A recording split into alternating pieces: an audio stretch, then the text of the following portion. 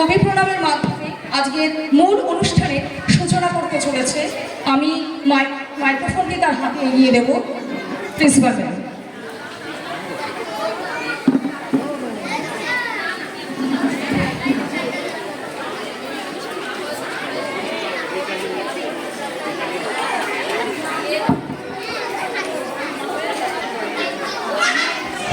হে নূতন, দেখা দিক কারবার জন্মের প্রথম শুভক্ষণ, তোমার প্রকাশ হোক, কুহেলিকা করি উদ্ঘাটন সূর্যের মতন।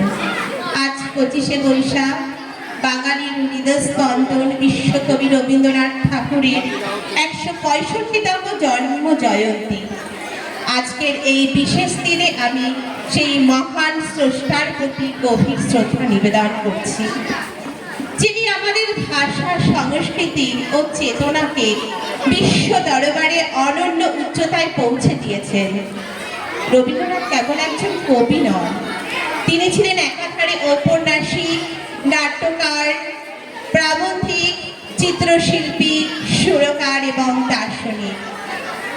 আমাদের জীবনের এমন কোনো অনুভূতি নেই, আনন্দ হোক বা বিষাদ, যা রবীন্দ্রনাথকে খুঁজে পাওয়া যায় না। আমাদের জাতীয় সঙ্গীত থেকে শুরু করে একাকিত্বের সান্ত্বনা সবখানেই তিনি বিরাজমান।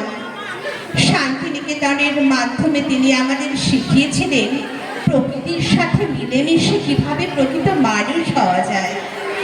তার লেখায় বারবার উঠে এসেছে বিশ্ব মানবতার কথা, যা বর্তমানের অশান্ত পৃথিবীতে আজও ভীষণভাবে প্রাসঙ্গিক। রবীন্দ্রনাথকে কেবল ক্যালেন্ডারের একটি দিনে সীমাবদ্ধ রাখা চলবে না।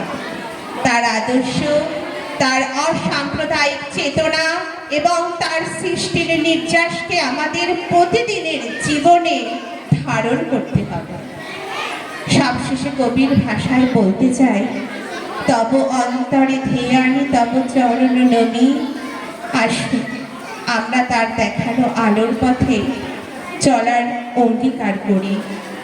সবাইকে আবারও রবীন্দ্র জয়ন্তীর শুভেচ্ছা জানিয়ে আমি আবার কবি প্রণামের মধ্যে দিয়ে বক্তব্য শেষ করব।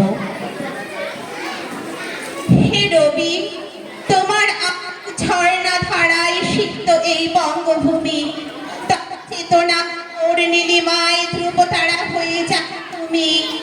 সহজ পাঠে হাতে খড়ি মোর, কৈশোরে সেই মায়াদি সুর, বিরহে বেলা তোমারই গান করে দেয় সব ব্যথা সুদূর। গীতাঞ্জলির পূর্ণ অর্থে বিশ্বজয়ী তব জয় গান, মাটির ললাটে এঁকেছ তিলক, দিয়েছ প্রাণের পরম টান। শীতের সকালের শিউলি ঝরা, শ্রাবণের সেই কাল মেঘ, তোমার কলমে খুঁজে পায় আশা, প্রতিটি হৃদয়ে জাগাবে। শান্তিনিকেতনের সেই ছায়া ঘেরা পথে তোমারই কণ্ঠ আজ শুনি। হে ঋষি কবি, অমর রূপকার, তোমার চরণে মোর বিনম্র প্রণাম গুনি।